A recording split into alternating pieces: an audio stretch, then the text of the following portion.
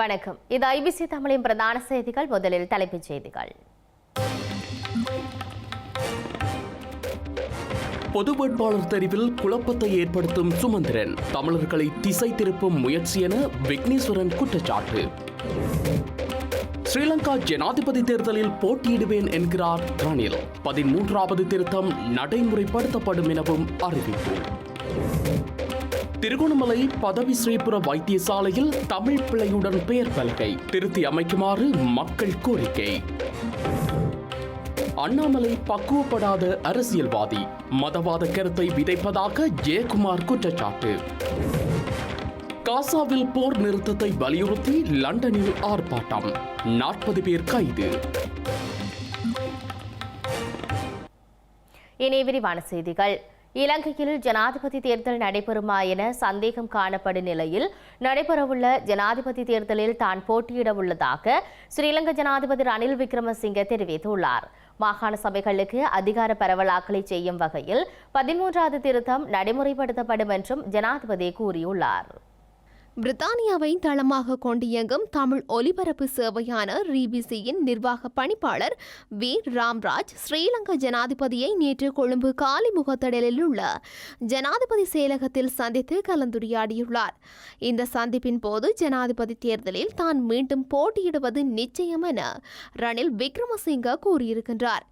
மீண்டும் ஜனாதிபதியானதும் நாடாளுமன்ற தேர்தலையும் மாகாண சபை தேர்தலையும் நடத்த நடவடிக்கை எடுக்கப்படும் என்றும் ஜனாதிபதி கூறியுள்ளார். மாகாண சபைகளுக்கு அதிகார பரவலாக்கம் செய்யும் வகையில் 13வது திருத்தம் நடைமுறைப்படுத்தப்படும் என்றும் உள்ளூராட்சி தேர்தல் நடத்தப்படும் என்றும் ராம்ராஜிடம் விக்ரமசிங்கே தெரிவித்துள்ளார். அத்துடன் நாட்டின் தற்போதைய அரசியல் நிலவரம், வடக்கு கிழக்கு மாகாணங்களின் பொருளாதார அபிவிருத்தி நடவடிக்கைகள், புலம்பெயர் தமிழ் சமூகத்தினால் வழங்கப்படக்கூடிய பங்களிப்புகள் உட்பட பல்வேறு விவகாரங்கள் குறித்தும் இந்த சந்திப்பின் போது கலந்துரையாடப்பட்டுள்ளன. ஸ்ரீலங்கா ஜனாதிபதி தேர்தலில் தமிழ் பொது வேட்பாளர் ஒருவரை களமிறக்குவது தொடர்பில் இடம்பெற்று வரும் முன்னெடுப்புகளை நாடாளுமன்ற உறுப்பினர் எம் ஏ சுமந்திரன் குழப்புவதாக தமிழ் மக்கள் கூட்டணியின் தலைவரும் நாடாளுமன்ற உறுப்பினருமான சி வி விக்னேஸ்வரன் சாடியுள்ளார். தமிழ் பொது வேட்பாளர் குறித்து நாடாளுமன்ற உறுப்பினர் எம் ஏ சுமந்திரனின் ஏற்பாட்டில் யாழ்ப்பாணத்தில் கருத்து பரிமாற்ற நிகழ்வு ஏற்பாடு செய்யப்பட்டுள்ள நிலையில் அவர் இதனை கூறியுள்ளார். இவ்வாறான கருத்து பரிமாற்ற கூட்டங்கள் தமிழ் மக்களை திசை திருப்புவதாகவே அமையும் என்றும் சி வி விக்னேஸ்வரன் தெரிவித்துள்ளார். சிவில் சமூகத்தினர் ஒரு முடிவுக்கு வந்திருக்கின்றார்கள். அதாவது தமிழ் மக்கள் சார்பிலே பொது வேட்பாளராக ஒருவரை முன்னிறுத்துவது என்ற முடிவுக்கு வந்துவிட்டார்கள். அதை முன்வைத்து அவர்கள் பல இடங்களிலும் சென்று மக்களுடன் பேசிக் கொண்டிருக்கின்றார்கள். இதை ஒரு முரண்பாட்டுக்குரியதாக, கருத்து பரிமாற்றத்துக்குரியதாக சொல்லி அதை பொது வெளியிலே கொண்டு வந்து நிறுத்துவது அது எங்களை திசை திருப்புவதாக அமையும். யாராவது இதற்கு எதிராக ஏதாவது சொல்ல வேண்டும் என்றால் சொல்லட்டுக்கும், அதுக்குரிய பதில்கள் நாங்கள் கூறுவோம். அதாவது எழுத்திலே நீங்கள் பொது வேட்பாளரை கொண்டு வந்தால் ஒருவேளை தமிழ் மக்கள் வாக்களிக்காமல் விடுவார்கள் அல்லது இப்படி எப்படி என்று ஏதாவது காரணங்களை சொன்னால் அதுக்குரிய பதில்களை நாங்கள் சொல்லுவோம். ஆனால் நாங்கள் எடுத்துக்கொண்ட அந்த தீர்மானத்திலே இருந்து நாங்கள் நழுவக்கூடாது. இது தீர்மானத்திலே இருந்து நாங்கள் அங்கே இங்கே செல்லக்கூடிய விதத்திலே எங்களை வழிநடத்த பார்க்கின்றார்கள். ஆகவே எங்களுடைய சிவில் சமூகத்தினர் மிகவும் கவனமாக இது சம்பந்தமாக நடவடிக்கையில் இறங்க வேண்டும். எந்த விதமான கருத்து பரிமாற்றங்களும் தேவையில்லை.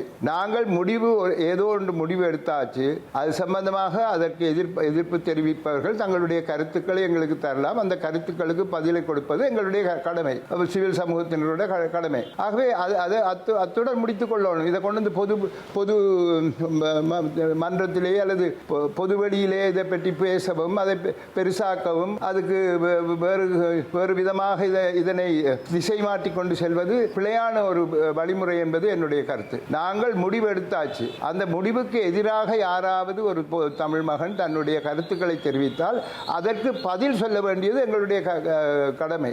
ஏனென்றால் எங்களுக்கு நாங்கள் எடுத்த முடிவில் எங்களுக்கு திடமான ஒரு கருத்து இருக்கின்றது. அந்த அடிப்படை ஃபவுண்டேஷன், அதுக்குரிய அத்திவாரம் நன்றாக இருக்கின்றது. ஆகவே நாங்கள் எவருக்கும் பயப்பட வேண்டிய அவசியம் இல்லை. கேட்டால் எந்த கேள்விக்கும் பதில் எங்களால் சொல்ல முடியும். இதை விட்டுட்டு இப்படி அப்படி என்று அங்கே இங்கே போய் இதில் இருந்து நழுவி கொண்டு போகிறது எங்களுடைய தமிழ் தேசியத்துக்கும் கூடாது, எங்களுடைய சிவில் சொசைட்டி சிவில் சமூகத்தினுடைய தலைவர்களுக்கும் அது கூடாத ஒரு விடயம்.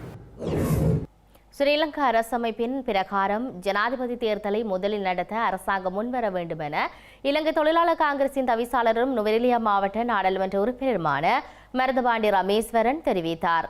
அதே நேரம் பெருந்தோட்ட தொழிலாளர்களுக்கான 1700 ரூபாய் சம்பள விடயத்தில் விட்டுக் கொடுப்புக்கு இடமில்லை எனவும் கொத்மலை கல்வி வலயத்துக்குட்பட்ட தெரிவு செய்யப்பட்ட பாடசாலைகளுக்கு விளையாட்டு உபகரணங்கள் வழங்கும் நிகழ்வின் பின்னர் அவர் கூறினார்.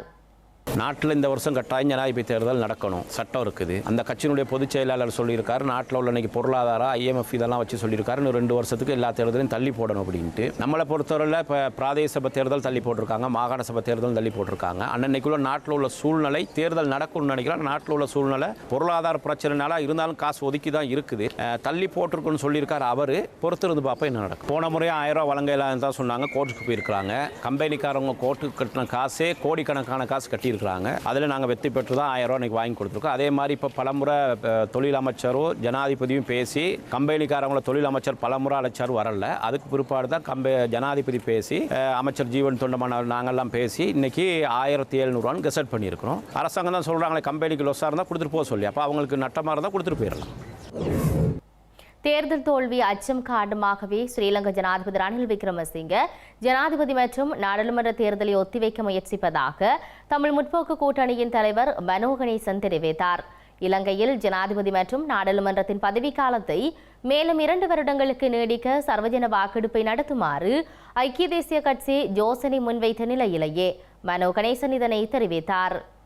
பொதுமக்கள் அபிப்பிராய வாக்கெடுப்பு எடுக்க வேண்டும் என்றால் பாராளுமன்றத்தில் முதலிலே 3 பெரும்பான்மை வேண்டும், 180 வாக்குகள் வேண்டும், குறைந்தபட்சமாக வேண்டும். அது இல்லை, அவர்களுக்கு தரமாட்டோம் நாங்கள். அடுத்தது எவருமே அதை எதிராக நீதிமன்றத்துக்கு போவார்கள்.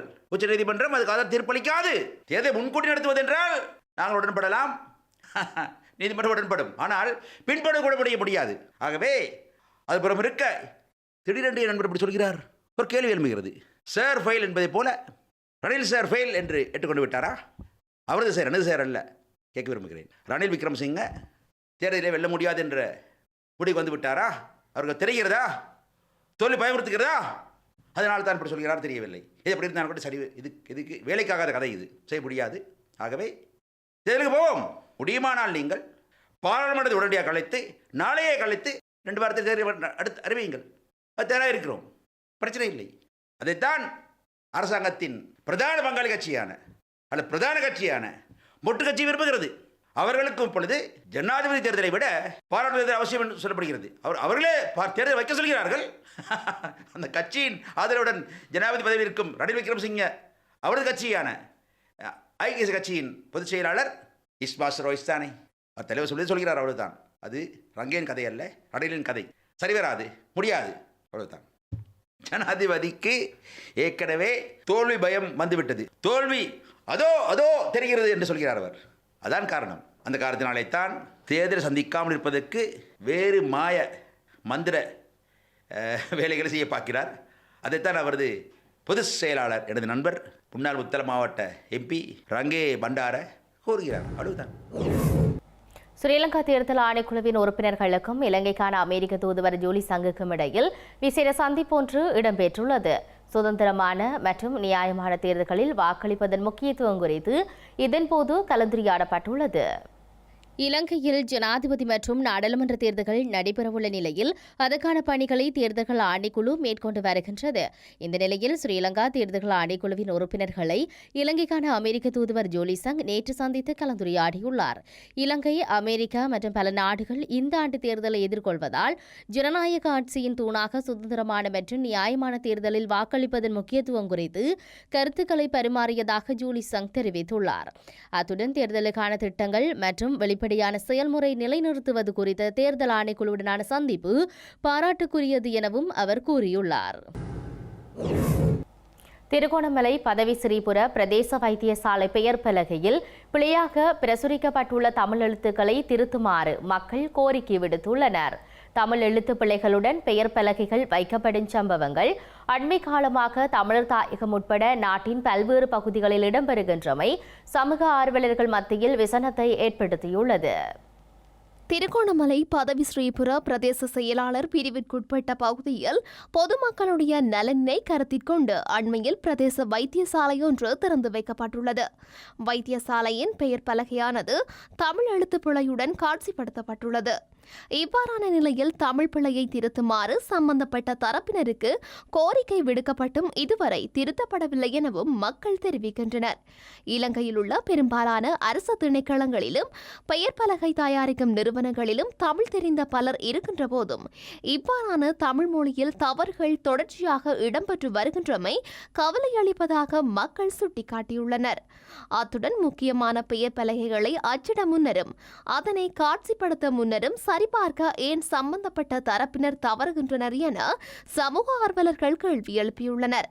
எனவே குறித்த பெயர் பலகையில் உள்ள தமிழ் பிழைகளை திருத்துவதோடு எதிர்காலத்தில் இவ்வாறான தவறுகள் எங்கும் இடம்பெறாத வகையில் ஸ்ரீலங்கா அரசு பொறுப்புடன் செயற்பட வேண்டும் எனவும் மக்கள் கோரிக்கை விடுக்கின்றனர்.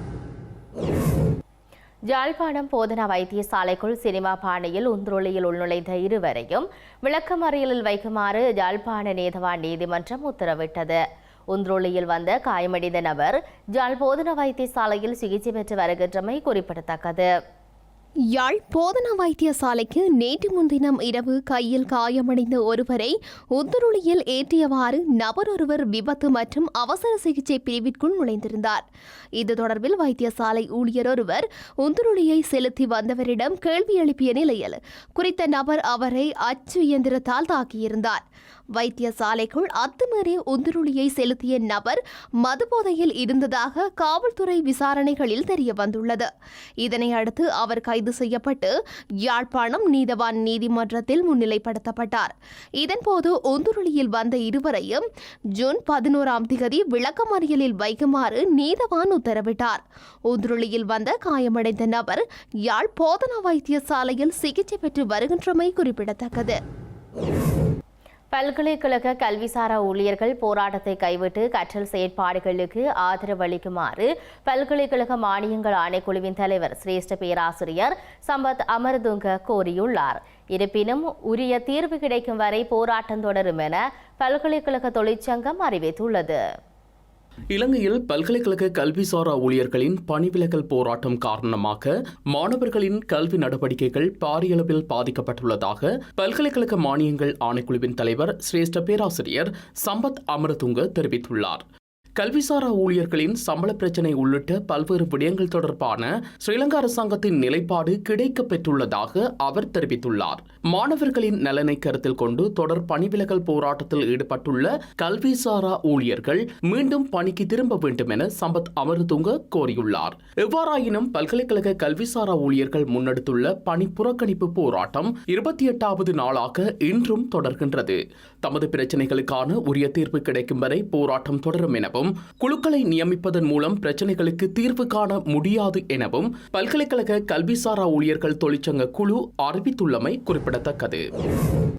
இலங்கையின் வடக்கு கிழக்கு பகுதிகளில் காணப்படும் சில உணவகங்கள் சுகாதார சீர்கேட்டுடன் இயங்கி வருகின்ற சம்பவங்கள் மக்கள் மத்தியில் விசனத்தை ஏற்படுத்தியுள்ளது.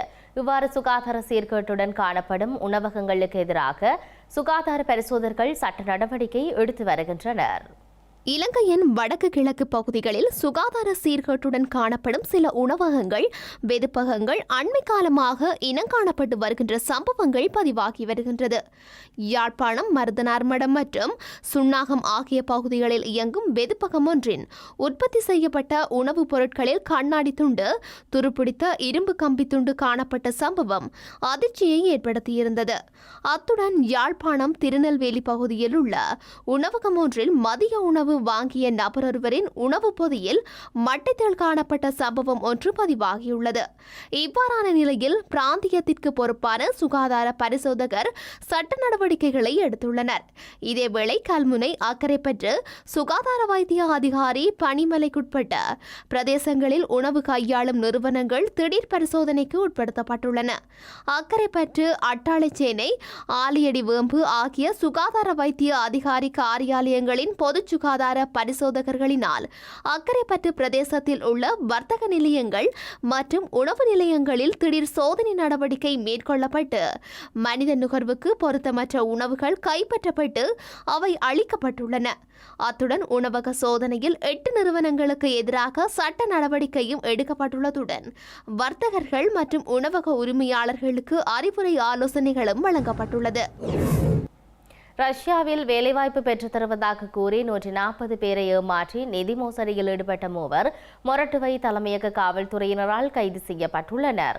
இவர்கள் 10 மில்லியன் ரூபாவுக்கும் அதிகமான நிதி மோசடியில் ஈடுபட்டதாக விசாரணைகளில் தெரியவந்துள்ளது.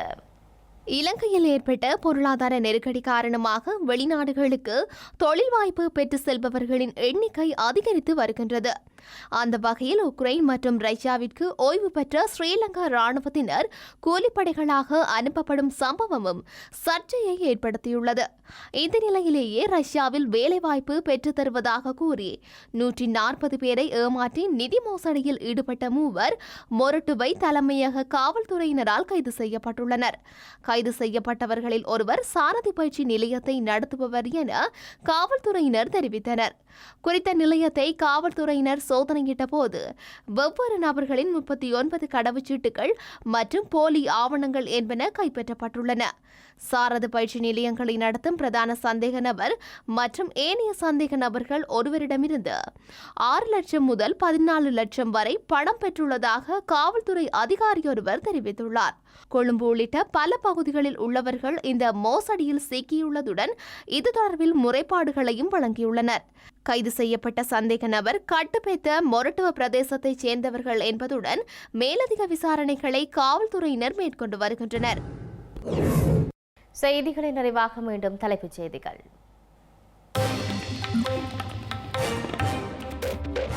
பொது வேட்பாளர் தெரிவில் குழப்பத்தை ஏற்படுத்தும் சுமந்திரன், தமிழர்களை திசை திருப்பும் முயற்சி என விக்னேஸ்வரன் குற்றச்சாட்டு. ஸ்ரீலங்கா ஜனாதிபதி தேர்தலில் போட்டியிடுவேன் என்கிறார் ரணில். 13வது திருத்தம் நடைமுறைப்படுத்தப்படும் எனவும் அறிவிப்பு. திருகோணமலை பதவி ஸ்ரீபுர வைத்தியசாலையில் தமிழ் பிள்ளையுடன் பெயர் பலகை திருத்தி அமைக்குமாறு மக்கள் கோரிக்கை. அண்ணாமலை பக்குவப்படாத அரசியல்வாதி, மதவாத கருத்தை விதைப்பதாக ஜெயக்குமார் குற்றச்சாட்டு.